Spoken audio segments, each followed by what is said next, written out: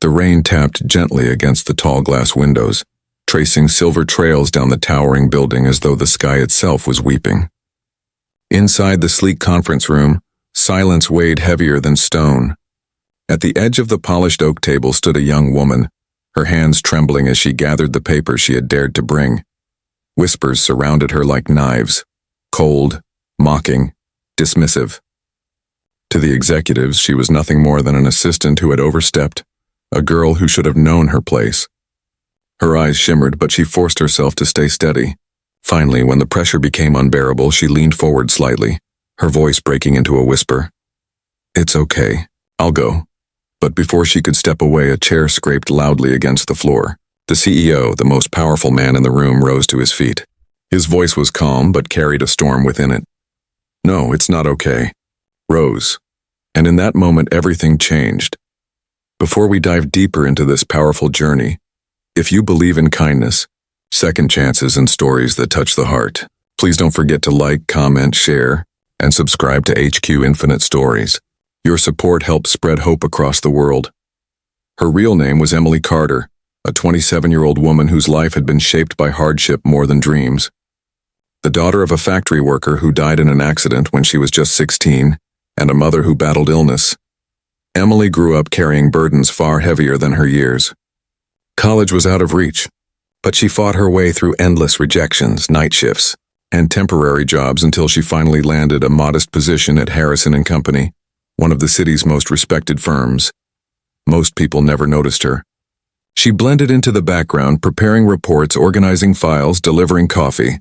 But Emily had something rare, an eye for detail and a mind that could see solutions where others only saw dead ends.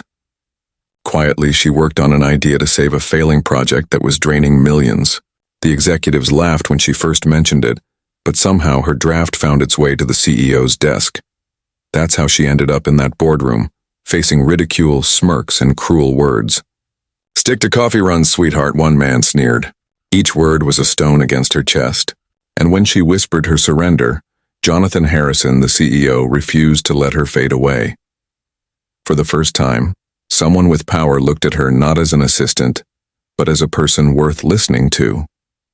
He asked her to explain again, and under his shield of presence, Emily found her voice. Slowly at first, then with a growing strength, she presented her vision. By the end, even those who mocked her sat silent, their arrogance replaced with quiet respect. That day was only the beginning. The days that followed tested Emily even more. Whispers in the hallways grew sharper. "Teacher's pet," some said. "He just feels sorry for her," others muttered.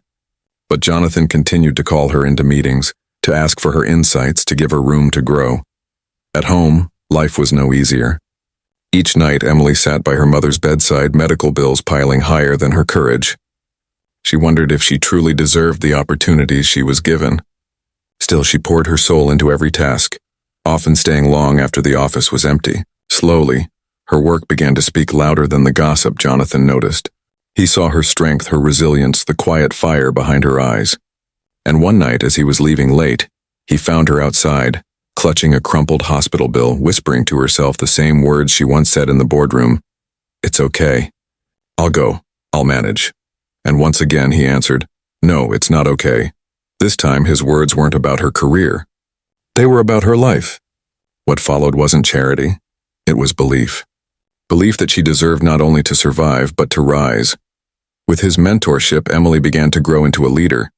She gained the respect of those who once mocked her. And at home, her mother's health stabilized with better care. But Emily never forgot the pain of being overlooked, dismissed, underestimated. Instead, she turned those scars into strength.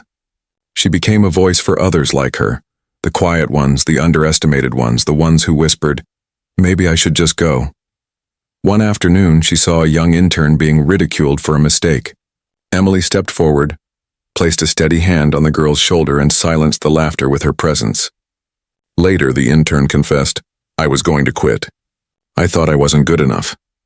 Emily simply smiled and repeated the words that once saved her. "No, it's not okay. You deserve to stay. Life will always test us. Sometimes leaving feels easier than standing tall. But all it takes is one voice, steady, kind, and firm, to remind us of our worth." Emily's story wasn't just about success. It was about dignity, hope, and the courage to keep going when the world says, You're not enough. And if this story touched your heart, don't forget to like, comment, share, and subscribe to HQ Infinite Stories. Together, let's spread hope and remind the world that sometimes one act of belief can change a life forever.